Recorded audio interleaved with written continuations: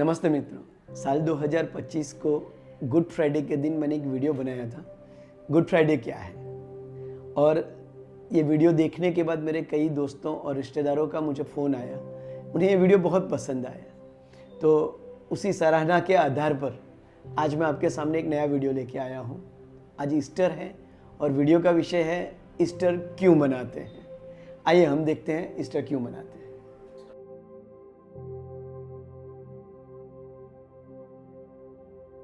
जैसे कि पिछले वीडियो में हमने जाना था कि गुड फ्राइडे के दिन प्रभु यीशु को सूली पर चढ़ाया गया, उन्हें कब्र में ले जाया गया और तीसरे दिन वे जिंदा उठे और उन्होंने 40 दिनों तक अपने अनुयायियों को शिक्षा दी, अपने वचन दोहराए और 40वें दिन उन्हें स्वर्ग में ले लिया गया। यूहन्ना की 11वीं अध्याय और कलम 25-26 में बाइबल हमें ये सिखाता है कि प्रभु यीशु पर विश्वास करने वाले अगर मर भी जाएं तो वे जिंदा रहेंगे और वह कभी नहीं मरेगा। क्या यह मुमकिन है कि मनुष्य अपने विश्वास के द्वारा मृत्यु पर विजय पाए? आइए हम इसे समझते हैं। इसे समझने के लिए हमें सबसे पहले ये समझना जरूरी है कि जीवन क्या है। अगर हम हमारे आसपास देखें तो जैसे कि हमारी समझ कहती है उस तरह से केवल प्राणी, पक्षी और समुद्री जीव या पानी के जीव, उन्हीं में जीवन नहीं है। अगर हम गौर से देखें तो हमारे आसपास के हर वस्तु, हर पदार्थ में, हर जगह पर जीवन अपने कहीं न कहीं कोई न कोई स्वरूप में जीवन है। अगर हम पानी को माइक्रोस्कोप में ध्यान से देखेंगे तो हमें देखने को मिलेगा कि उसके अंदर भी सूक्ष्म जीव हैं, उसके अंदर भी बैक्टीरिया है, मतलब कि वहाँ पर भी जीवन चक्र चालू है। मिट्टी को भी अगर गौर से देखेंगे तो मिट्टी के अंदर भी हमें अलग अलग प्रकार के बैक्टीरिया हैं, अलग अलग प्रकार के छोटे सूक्ष्म जीव हैं। यहाँ तक कि उसमें वायु, केमिकल्स ये भी पाए जाते हैं। कहने का निष्कर्ष ये है कि जहाँ पर भी हम देखें एक जीवन चक्र चालू है। अब हम मनुष्य की रचना ध्यान से देखें। बाइबल ये कहता है कि मनुष्य पृथ्वी यानी कि पृथ्वी की मिट्टी से और स्वर्ग यानी कि परमात्मा से आए हुए आत्मा के संयोजन से बनाया गया। तत्व और सत्व के मिश्रणों के दोनों घटक के मिश्रण से मनुष्य की उत्पत्ति हुई और मनुष्य को बनाया गया। तत्व और सत्व दोनों अपने आप में अपना कार्य अलग कर रहे थे और यहाँ पर हम देखते हैं कि दोनों को मिला करके किसी खास हेतु के कारण, किसी हेतु को पूरा करने की वजह के कारण दोनों को मिला करके एक मनुष्य जीवन उत्पन्न किया गया।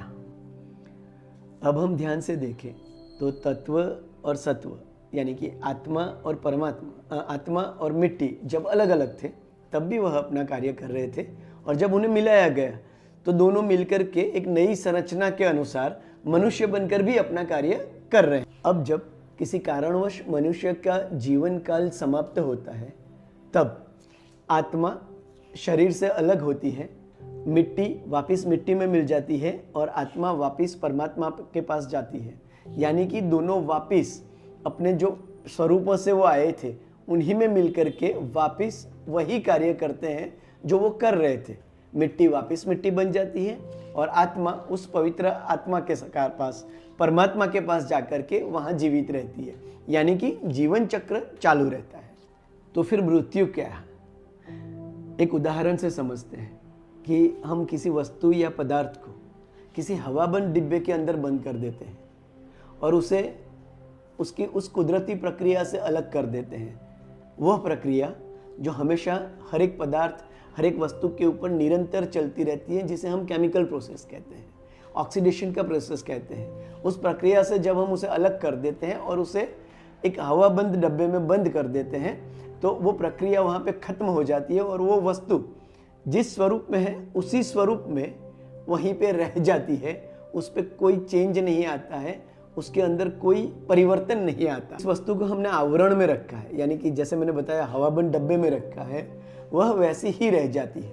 जैसे कि हम गमलों के अंदर मिट्टी रख देते हैं और पानी नहीं देते हैं तो बिना पानी के रखी गई गमलों के अंदर की मिट्टी, जिसे मिट्टी से अलग किया गया है, वह मिट्टी का काम नहीं करती है बल्कि सख्त पत्थर जैसी हो जाती है और उसका कोई काम रहता नहीं है।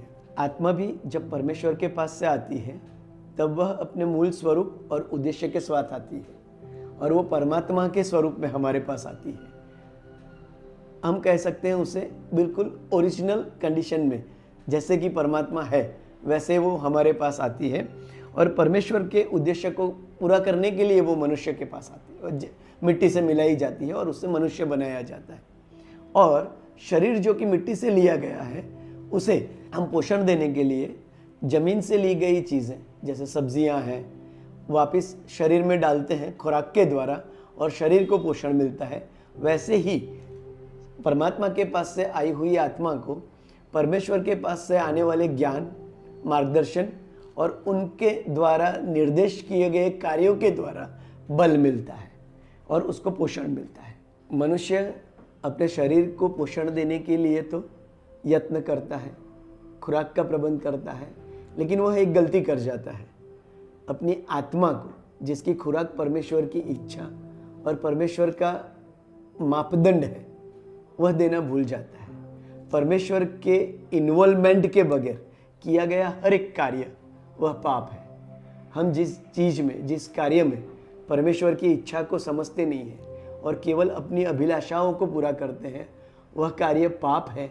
और बार बार जब हम इसे दोहराते हैं तो हम अपनी आत्मा के ऊपर एक आवरण चढ़ाते जाते हैं, हमेशा एक आवरण चढ़ाते जाते हैं। जब भी इन कार्यों को हम दोहराते हैं हम अपनी आत्मा को उन पापों के आवरणों से ढकते जाते हैं और आत्मा को जो पोषण मिलना है वो नहीं मिलता और आत्मा दिन ब दिन निर्बल होती जाती है और धीरे धीरे हम यूं कहें कि आत्मा मर जाती है।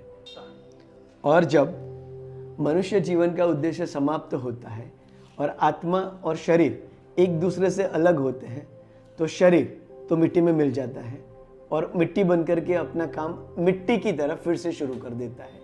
लेकिन आत्मा जिसके ऊपर हमने इतने सारे आवरण चढ़ाए हैं, उस हवाबंद डब्बे की तरह, जिसको अगर डब्बे में बंद करने के बाद हम प्रक्रिया से अलग कर देते हैं, उसी तरह से आत्मा को और चढ़ाए गए आवरणों की वजह से हम परमात्मा से दूर कर देते हैं और वो परमात्मा के पास वापस विलीन नहीं हो सकती।